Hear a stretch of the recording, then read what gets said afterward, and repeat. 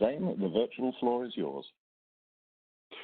Thanks, Andy, and I appreciate the introduction. I really appreciate the opportunity to present this webinar. As Andy said, I presented it a number of years ago, and hopefully I've learned something since then, but I went back and updated and refreshed the materials to reflect some of that learning, and I hope what I have to offer today you'll find as interesting as I do.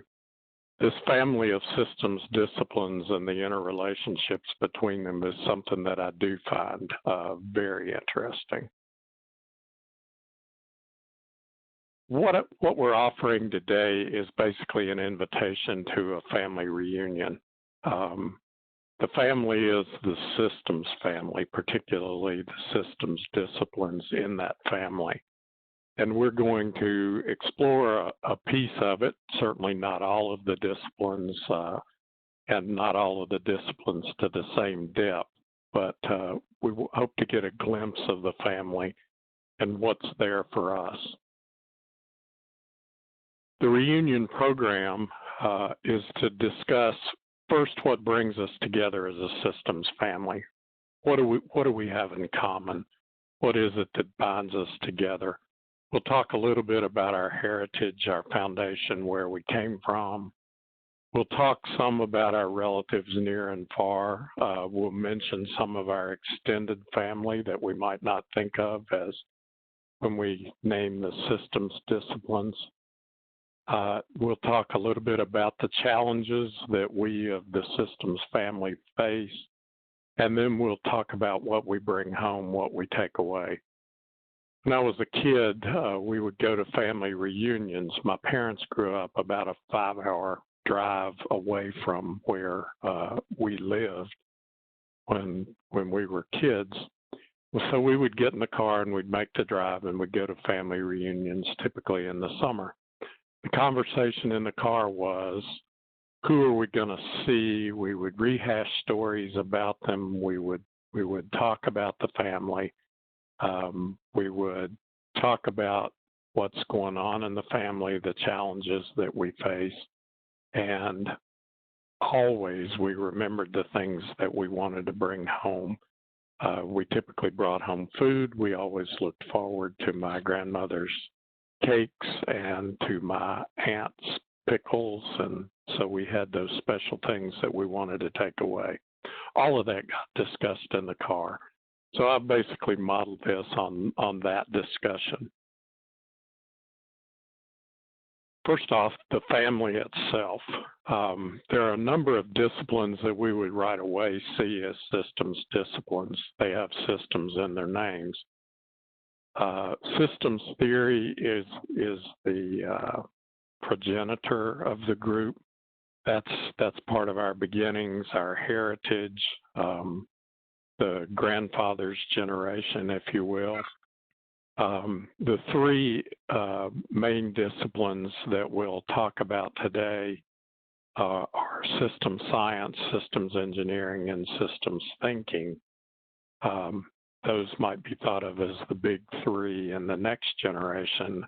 And then we'll talk some about systems dynamics, which is important in its own right. And we'll talk about some that are not named for system. Operations research, which is one of the progenitors of our discipline. Complexity theory. Axiology, which you may not have ever come across before. Axiology is the study of values. We would think of that as a correlate of the study of requirements. Chaos theory, which is an outgrowth of complexity theory, and cybernetics. All of those are relatives, although they're not as close, certainly, as some of the others.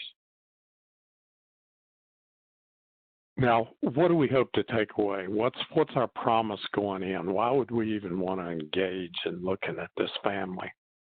The first thing is, if you don't take anything else away from today's discussion, I hope you would take away an appreciation for the value of the different perspectives. As we'll talk more about in detail as we go along, all of these family members have different perspectives, different purposes, different points of view as they approach their systems discipline, and we can learn from them all. Hilary Silito wrote a very insightful and excellent paper, which was presented at the International Symposium in Las Vegas in 2014, called Integrating Systems Science, Systems Thinking, and Systems Engineering. Those, which I highlighted a minute ago, as probably the big three among this family in today's world, have things to teach each other, and Hilary talks about that in a way that I think clearly shows the value of the undertaking that we're doing here and that we can do in the future. Some of the value of looking at the different perspectives is that we see how the different disciplines unify our constituencies. They have different constituencies traditionally. They arose in different places, and yet those constituencies can benefit from some of the same kinds of understandings, learnings, and methods and tools from each one of the disciplines. And then we'll talk about specifically how do we leverage it, what do we take away, and how do we leverage what we take away from this discussion so that it's not just academic, but it's practical as well. So let's begin. Let's talk about the table around which we gather as a family. What is that table? And of course, that table for us is the concept of a system.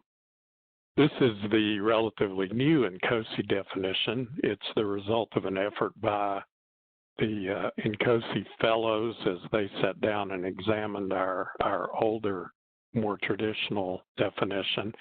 And they modified it a little bit, but in some important ways.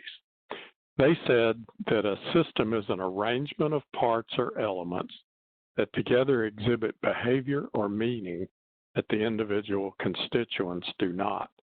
Now, probably the biggest alteration that they made is something that bears directly on what we're looking at here today and looking at the family of disciplines. The old definition focused just on the behavior that was manifested by the systems, but these guys wanted to expand it to include meaning as well.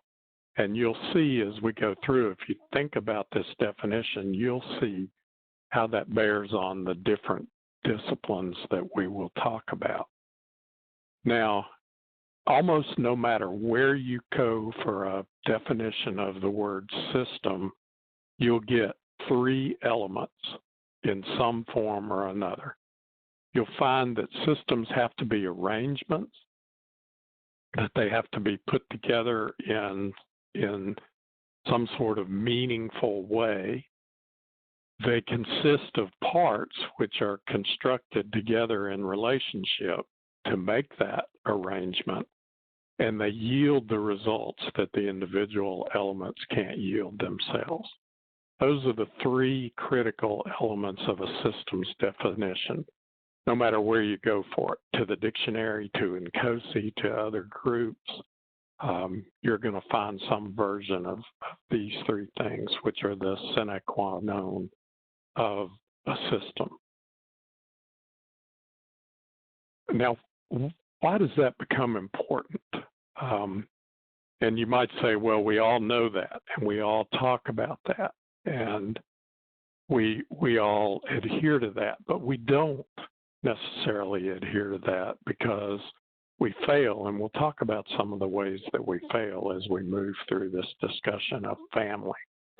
Fritjof Capra, who began his career as a physicist and has branched out into the areas of evolutionary biology, and is a very interesting character, and you'll hear his name several times today. But Fritjof Capra, in his 2014 work, The Systems View of Life, gives this quote, and the most important sentence, I think, in his whole book is when he talks about the systems, he says that they arise from the interactions and relationships among the parts. The properties of the system are created by those interactions and relationships. And then, with the most important thing he has to say, he says, these properties are destroyed when the system is dissected either physically or theoretically into isolated elements. In other words, when we don't view the system as a system, when we talk about them theoretically in isolated elements, or when we physically divide it up, and we'll talk about some of the ways that we do that, we destroy the properties of the system.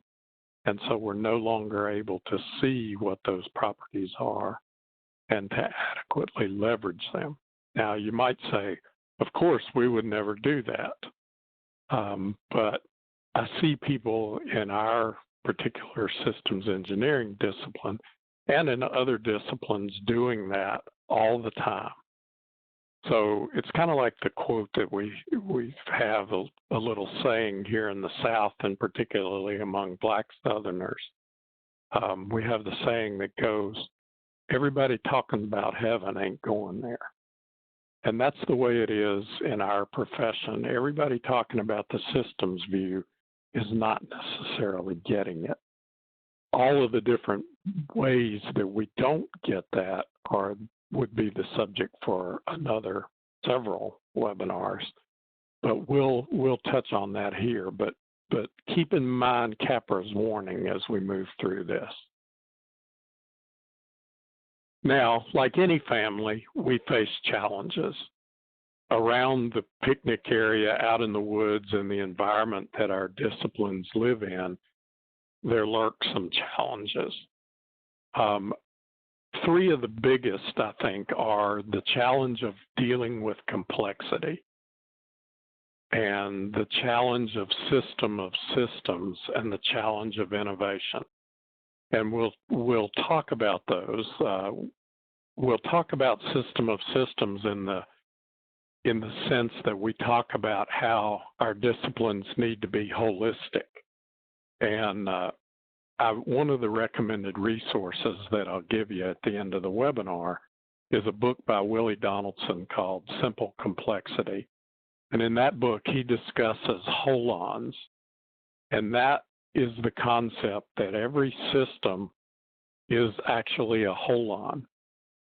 It's made up of other systems, and it's a part of a greater system. So as a holon, we're always in the middle, and we need to keep that in mind as we deal with the systems that we're designing, that we're working with as systems engineers, that we are stuck in the middle, to grab a phrase out of a song. We're between the system that we're a part of and the systems that make up our systems. So we'll talk about these challenges, particularly complexity and innovation. So let's go to the head of the table, to the ancestor, the one presiding over the meal, and that's systems theory. Now, to grab a definition of systems theory, it's an interdisciplinary study, and we've heard that before in definitions of these disciplines, of systems in general, with the goal of elucidating principles. And it's going to be, as we talk about these, the goals, the aim of these disciplines that set them apart from each other. So this one has the goal of elucidating principles that can be applied to all types of systems. So what systems theory was attempting to do was to generalize the principles that applied to systems in specific disciplines. And Ludwig von Bertalanffy was one of the original thinkers in this area. And he was a biologist, so he was seeking to take the principles that he saw applying to organisms and biological systems and generalize them so that in particularly, he was concerned with social systems. He wanted to expand outward from just biological life organistic systems out to social systems. So he was saying, what are the principles that apply? What's the overarching structure here? His two principal works were the 1969 book and the 76 book that was published after his death through the work of his wife and some others, in which the general systems theory is set forth. It's also given meat on the bones by the Society for General Systems Research, in which Bertalanffy was active, as were several others of the pioneers in this area.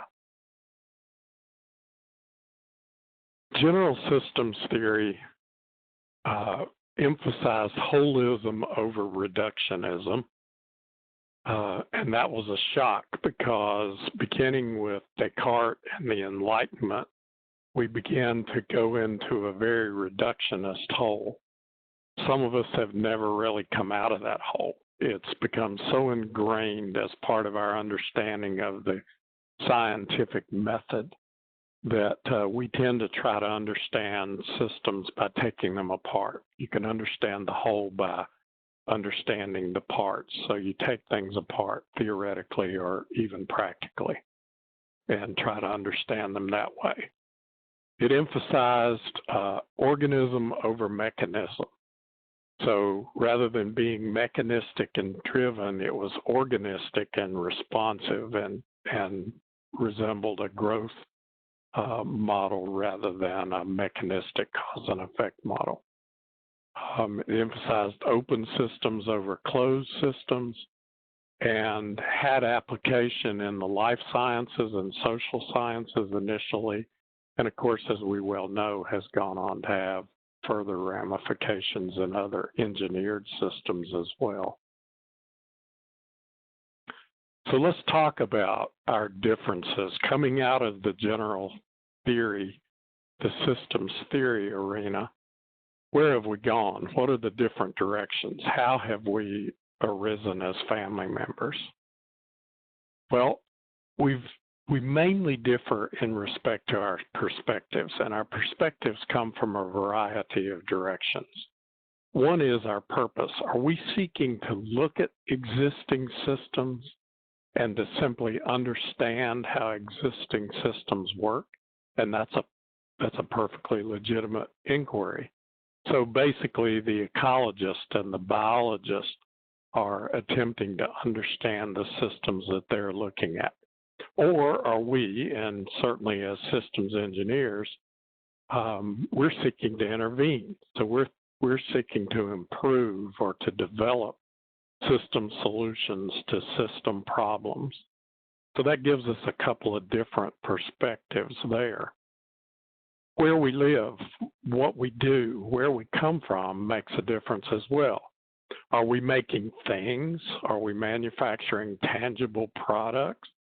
Are we designing processes that, for instance, business processes or knowledge management processes? Are we managing knowledge? Are we observing the world or the universe? So what we do actually with our systems understandings and theories has a lot to do with shaping the disciplines that we're in. So let's look at us for a minute. Systems engineering, this is us. Again, I'm using the new INCOSE definition, which comes from the fellows, and the fellows, rather than saying it was an interdisciplinary approach, calls it a transdisciplinary approach. And by transdisciplinary, they say, when you say interdisciplinary, we tend to think that you can have different disciplines that coexist in their own particular stovepipes, and they might interface or work together. But the fellows and the article that's on the INCOSE website that surrounds their proposal of these definitions is very interesting and instructive. But they talk about transdisciplinary because they say that means that systems engineers have to transcend the concepts of individual disciplines, not do away with them, but to overarch them, to interconnect them from a different plane rather than being in the disciplines spaces themselves. Of course, it's an integrative approach, and it integrates the information that flows among the disciplines, but it also integrates the design of the system with the rest of the life cycle. It integrates systems engineering and the design of the system with the discipline engineering areas and the different data that we need in order to construct it, to gain knowledge about the environment, to gain knowledge about our designs. And then this is specifically pointed at the realization, use, and retirement of engineered systems. In other words, we want to intervene. We want to realize a new system. We want to use an existing system, or we want to retire an old system. And now even that doesn't go in linear fashion. It goes in circles, repurposing and redesign. In his paper, Hillary refers to that as creating, adjusting, and configuring systems for a purpose. So what we're doing is intentional intervention in systems. Here's where sometimes the system and our systems engineering can begin to break down. As children of the Enlightenment, we have that tendency to try to understand the whole by breaking it into parts. In fact, the very word analysis that we use all the time comes from a Greek root that means to break apart, to take things apart. But we're called to not only use the tools of analysis, but to broaden our thinking into and use primarily a synthetic thinking over analytic thinking. If you want to see a discussion of synthetic thinking, read or watch on YouTube Russell Ackoff's presentations and papers. He discusses the nature and necessity for synthetic thinking. So what about system science? It's another one of the big three. Well, system science is also interdisciplinary, but it studies the nature of systems from simple to complex in nature, society, cognition, engineering, technology, and science itself. So you see this system science, like systems theory itself, is looking to expand the horizons of the principles and the learnings about systems. System science has really pioneered in the world of systems. They're the ones that remind us and lead us to see our systems as parts of other systems. And they're looking to take their interdisciplinary grounding and to find applicability into other areas that we might not even suspect. So like psychology, biology, medicine, communication, business management. And not those, but also the ones that we're more familiar with, like computer science and engineering, and on into the social sciences where we dare not go, those soft sciences. System science focuses on the relationship, and its purpose is the understanding of the systems that it studies, whether or not they're actually involved in design or intervention in the systems engineering world. Hillary calls this the objective science of systems. Systems thinking, which Hillary says characterizes as the human context of the systems discipline, taking that understanding into giving it a human context, in terms of our thinking. Systems thinking is explained in an excellent book by Robert Edson, Systems Thinking Applied. And yes, the period between thinking and applied is a part of the title. This primer, which is available online, and you can get by simply Googling it and downloading it in PDF, is quite valuable. But Edson says that systems thinking is both a viewpoint, a mindset, and a process. And so it's the view that systems and the problem situations cannot be addressed through reducing the systems to their component parts. Remember Capra's warning. Edson underscores that here. It's unique and has its behavior only when it's together. And so if you take it apart, you don't have the system anymore. System behavior results from the interactions and the relationships. So if you're attempting to look at a system and the lens or the tool that you're looking at it through doesn't show you the interactions and relationships, for example, or doesn't show you all of the system as you look at it, you can't understand the system. And so it acknowledges the strength of the interactions in between the components and the emergent behaviors and unintended consequences that may result from them. Second, he talks about it being an ordered, methodical approach or process. So it's not just that point of view, but it's the process as well. Assessing the system within its environment. And he cites Senge for this. And particularly, your process needs to take in both the forest and the trees. So often we'll say you can't see the forest for the trees, and there are those who can't see the trees for the forest. But if you're going to have a systems thinking process, you need to be able to address both. And it also gives us an understanding of complexity that we can obtain through a learning system. Senge's fifth discipline, which is one of the resources that I'm going to recommend to you, addresses the topic of learning systems, which become very important in dealing with complexity.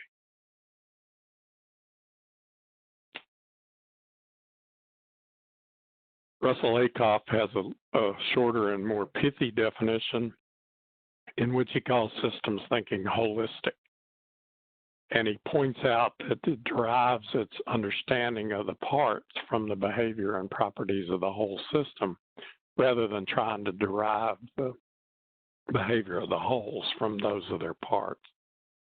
So once again, the emphasis on looking at the system. Now let's go afield a little bit and talk about some of our extended family, some that we don't visit as often as perhaps others.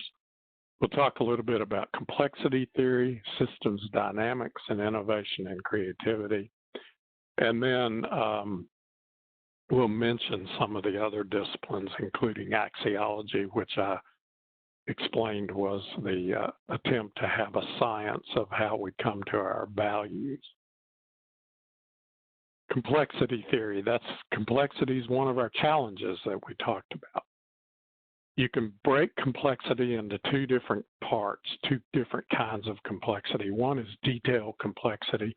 If you challenge somebody and say, hey, what is complexity? Draw me complexity. They'll draw you a picture of a lot of details. But there's another kind of complexity, which is dynamic complexity, which bears directly on the interaction of the parts within a system and the interactions of the system with its environment. And so you would need to draw the details, but you also need to draw the timelines and understand the dynamic behaviors involved. And we get that from this discipline. In appreciating complexity, we need to understand problems as simplistic, and then we need to understand problems as disorganized complexity, and understand problems as organized complexity. So we begin with the understanding of problems as simplistic. Almost everybody understands that, and that emphasizes linear causality. So A causes B, B causes C, C causes D. If you want to affect D, you got to affect A. We understand that's a simplistic view of how we would analyze problems, but then we ought to recognize that some problems are not simplistic, but the way that they're put together and the way that they interact may result in complexity, which doesn't seem to be organized. It seems to be disorganized complexity, or perhaps it's complexity that's not intentionally organized as complexity. Some would argue in natural systems is not intentionally organized. And that's a theological question that we won't walk into in today's discussion. But then if you begin to look at it, you can come to see that there are patterns within what we initially see as disorganized complexity. And so the complexity may be organized. And the more we understand the system structure and we understand the interactions and relationships in that structure, the more we will begin to understand emergent behavior and the more we'll begin to see patterns. There's an excellent paper out there from which you can see system of systems kind of thinking, and you can also see the interaction of systems. And that's one by James Martin with aerospace, who wrote this paper a number of years ago. I always try to thank James for it when I come in contact with him, and he always says the same thing. I think I'm going to redo that. Maybe I need 5 samurai now, or maybe I need 9 samurai. And so he'll joke about redoing it. But it's very instructive because he talks about the system, the problem, the environment of the problem, the environment of the solution, the interaction of the two, the modifications. So that's fascinating. If you Google James Martin and 7 Samurai, you'll come right up to a PDF of it. Now, as I said, everybody talking about heaven ain't going there. We give lip service sometimes to complexity, but even in our very vocabulary, I'm sure all of us from time to time have used the phrase root cause analysis. In other words, we have an idea that we can do linear tracing of cause. So if you take this picture of a tree with roots and we say the cause is in the root A, and A causes B, and B causes C, and C causes D, and E is caused by D causes E rather, then you can trace backwards to the root cause. A is the root cause of E. Well, that works in a simple system, but not so much in a complex system. To keep in mind that just having a number of components and interactions doesn't make it a complex system. This system here, the automated napkin, where when he puts a spoonful of soup in his mouth, it tugs on something which throws a cracker up to Polly. Polly jumps up to get the cracker and lets the cup of water go down into the bucket, which applies the weight, opens the ignition box, which lights off the rocket. The rocket goes up in the air, which cuts the string, and the napkin swings across in front of his face. Now, that's linear cause. That's a simple system with lots of elements. But that's not so much true in complex systems where you have causal loops and reinforcing loops and limiting loops, and you have a whole area that we'll talk about in the discussion of systems dynamics in a minute.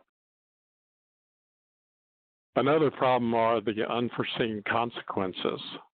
Back at the turn of the century, when natural fur was popular, there was a quest for a fur-bearing animal that would bear high-quality fur, would be cheap to raise, would not be picky about its diet, would be disease and predator resistant, could live in any climate, so it's not confined to a climate. And one was found in South America. Now think a rat of the size of a small to medium-sized dog. And that is the nutria. And they begin to import the nutria. And the nutria were great given the requirements that are set out in this advertisement. It's prolific. It'll give you 15 to 20 young a year from each bearing female. It's cheap to raise. It eats anything. It's disease resistant. It's not picky about climate, so it's great. So they brought it into southwest Louisiana and East Texas, and they started to raise nutria. The problem was we take one nutria, becomes 21 nutria at the end of the year, and then another mating pair becomes 20 more, and then the children begin to have babies, and the next thing you know, you've got 400 nutria, or 1,600 nutria, or 16,000 nutria, and they begin to breach containment. And that's not a problem because they'll eat anything, so they eat whatever they come across. And they're not picky about climate, so they'll go wherever they can. So if there are grain sacks on a dock, they'll get into the grain sacks, they'll eat that. They get loaded into ships, they get transported from harbor to harbor, and we wind up with this picture, which was taken on the eastern shore of Maryland, showing the damage to a salt marsh done by nutria, which have somehow migrated from their original importation point around to the eastern shore of Maryland. So because that was not looked at from a systems perspective, but simply looked at from the initial requirements perspective, we now have a complex system that is manifesting unforeseen and unpleasant emergent behaviors. Systems dynamics helps to cope with that, helps in our understanding. And in looking at systems dynamics, we can begin to get an understanding of the nonlinear behavior of complex systems over time. Originally, systems dynamics came to be as a way of understanding industrial processes. It was around the work that was done at MIT. And it has morphed and expanded, and it's now prominent in the area of policy analysis using the concepts and models from systems dynamics to understand the consequences of particular policies. As I said, it came out of work at MIT, principally around Jay Forrester and Donella Meadows and their associates. It emphasized feedback loops, stocks, and flows, and is very interesting and certainly has a lot to teach us as systems engineers. The emphasis in systems dynamics is on patterns, so it emphasizes a continuous view over individual events. It looks at the dynamic patterns that underlie the individual events. It looks at the policy structure over discrete decisions within that policy structure. It emphasizes individual events and decisions growing from the system structure and behavior. So understanding the system and understanding emergence. And it helps us to deal with dynamic complexity, which is often not well understood. So another challenge has been the area of innovation. And of course, what I was showing was the Gutenberg press, which we'll talk about here. But innovation is best helped by understanding the problem and the solution space as a system. So we understand our problem space and understand the solution space as one system. And then we begin to apply the principles of creativity. There's a good deal of study that's very valuable that's gone on in this area. Poincaré, the French mathematician, said to create consists of making new combinations. The most fertile will often be those formed of elements drawn from domains which are far apart. In other words, if you want to be creative, if you want to make new things, then you need to draw understandings. And the further afield you draw those understandings, the more likely you are to be able to have the diversity of ideas to make new combinations. Einstein called that combinatorial play. If you want instruction on producing ideas through the techniques of combinatorial play, read James Webb Young's A Technique for Producing Ideas. It's a little short book, which is cheaply available, particularly in the Kindle version, and is quite valuable. Young was an advertising executive who wrote it from that perspective, but it's applicable far afield from where it was originally intended. Gutenberg did exactly this kind of thing. He, of course, had seen the wine presses, so he understood that the principal problem in printing was uniformly applying a great enough pressure to make the imprint of the ink on the paper and not to smear it with lots of moving around. So he had seen the wine presses and felt like he could put that to work. His father was a metallurgist, and from his understanding of metallurgy, he knew that you could make metals which could be cast, would be reasonably durable, but when they began to wear, they could be melted down and recast.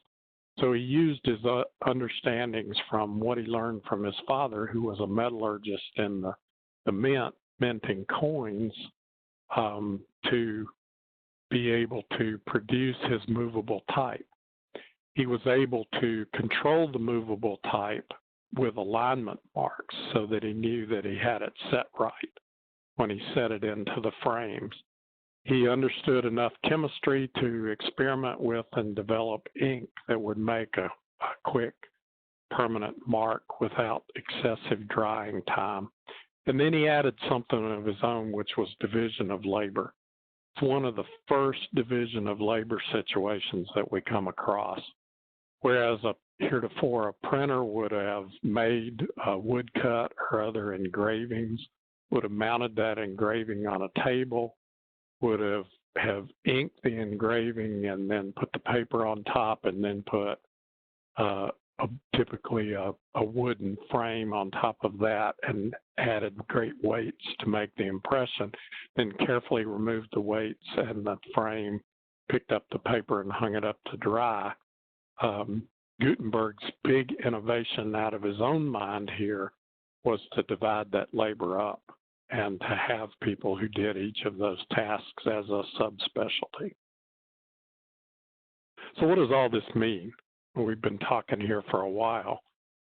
If you don't take anything else away from this, take away that what we're talking about here is understanding perspectives. And when we understand different perspectives and their values, then we can understand that they have to all work together. We see perspective problems all the time, and our understanding of different perspectives can help us to spot these. How many times have you heard someone say, we just really want to work on requirements?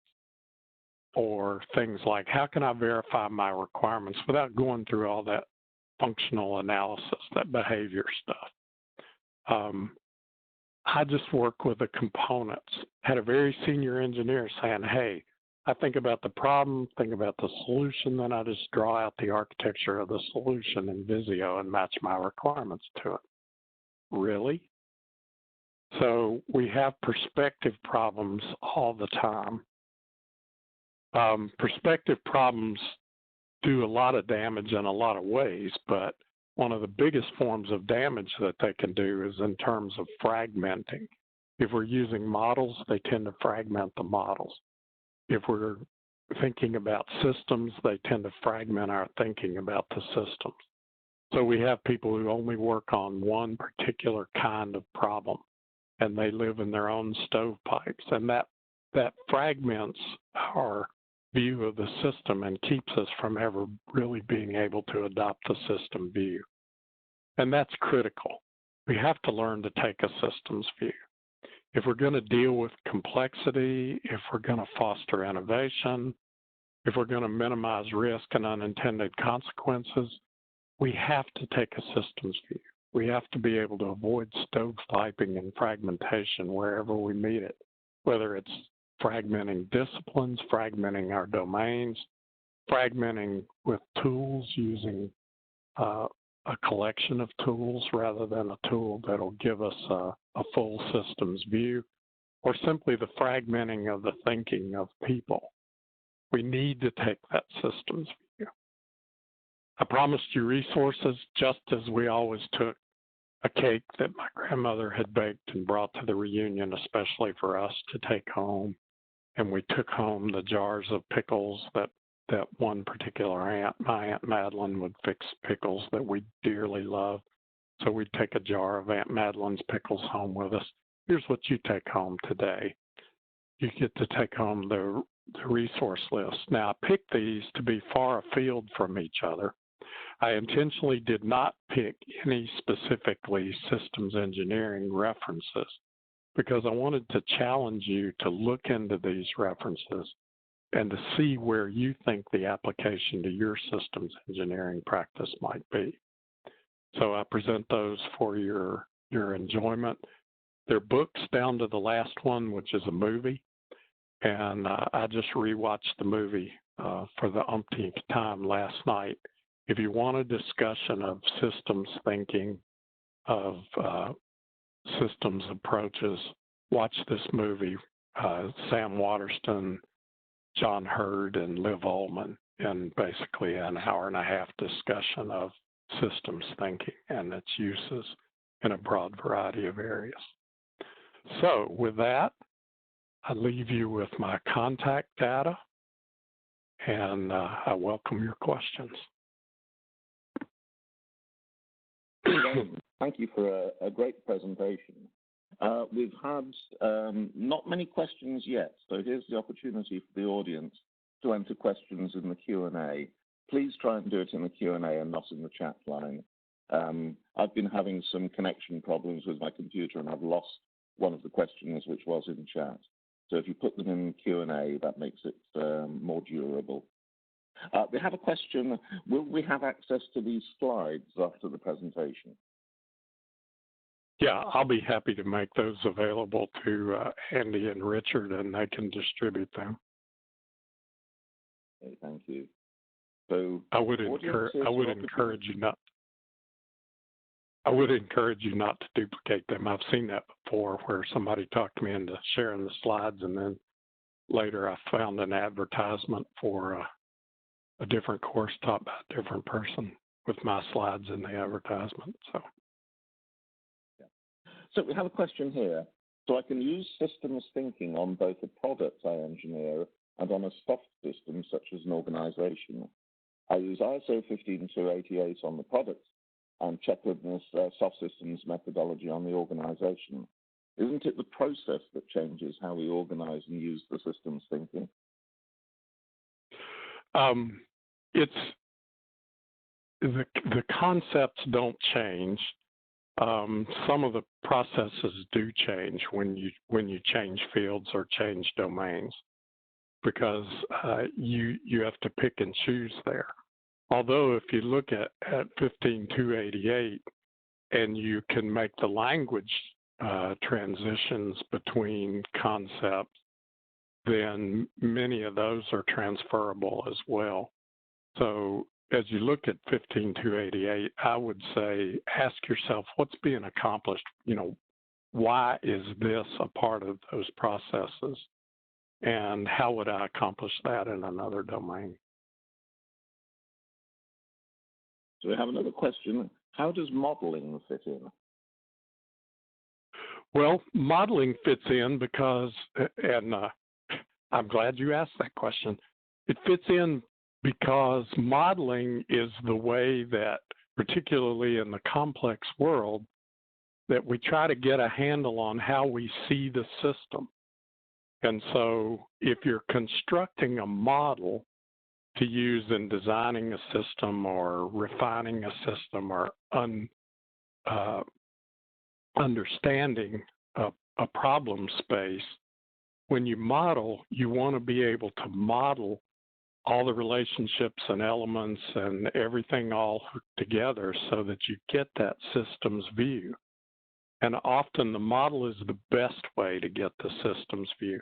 It's not the best way if what you're going to do is say, okay, I've got an architecture tool here, and I'll build my component structure over here, and then I've got a requirements tool here, and so I'll put all my requirements in there.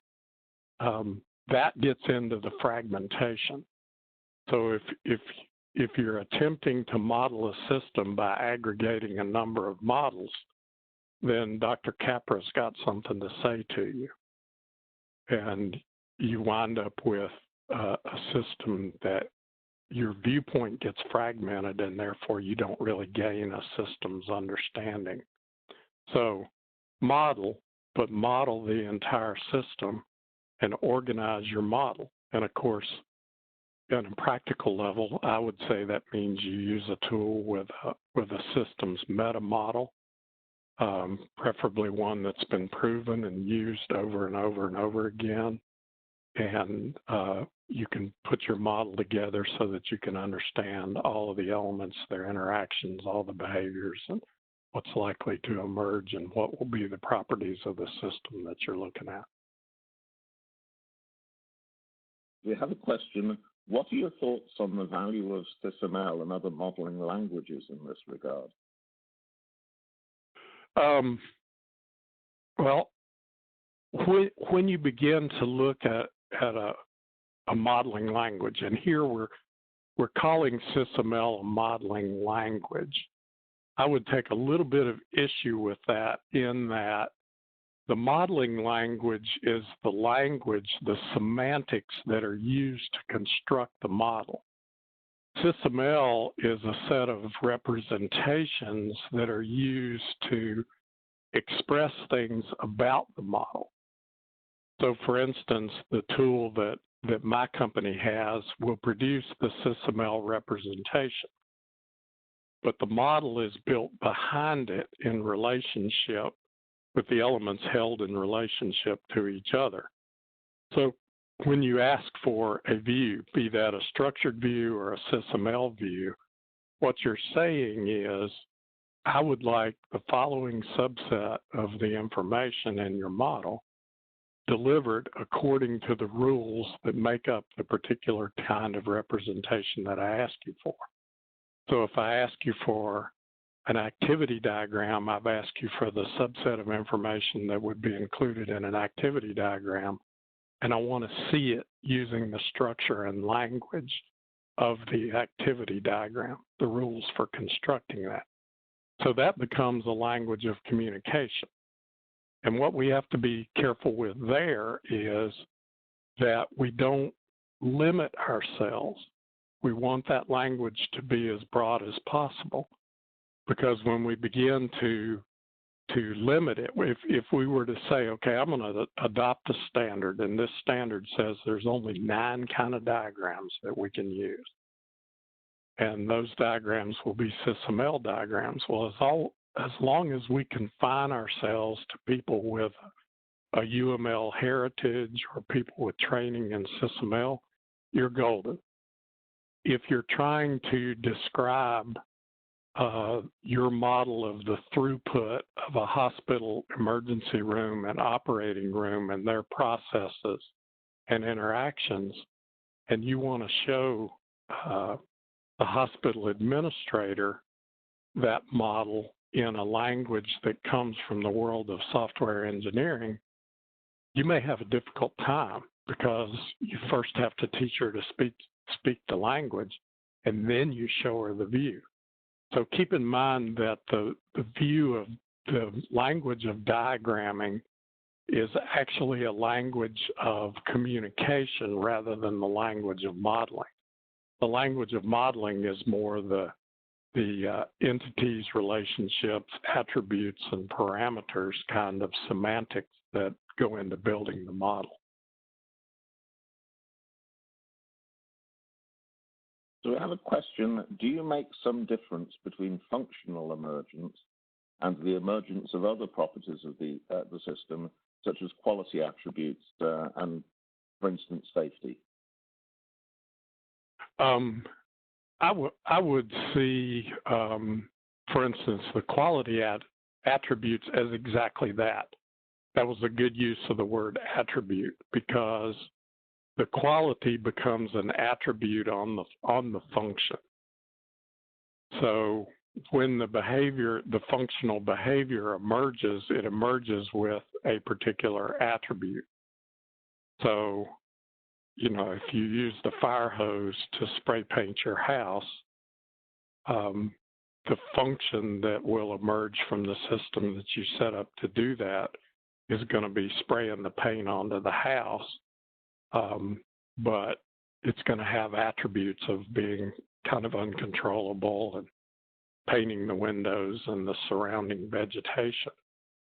So I see that as emergent behavior, and that behavior can certainly be characterized by its attributes, which would include the quality attributes. I have a question. Do you have a resource for axiology? Yes, I do. And if you want to have a discussion on that, I would advise you to take a screenshot of my contact information and don't hesitate to use it.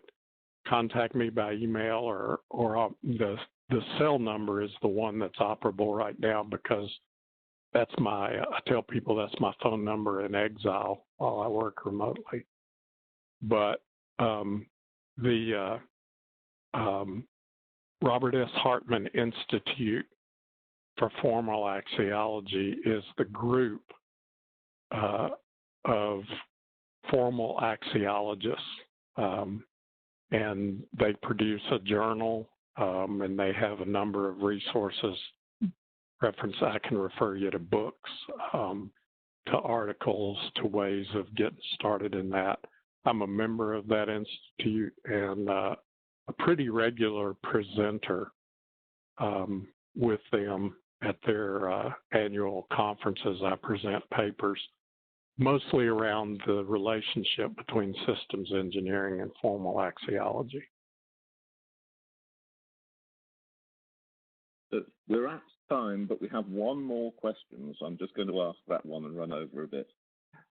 Sure. A comment: I like the definition of systems engineering as being a transdisciplinary and not interdisciplinary.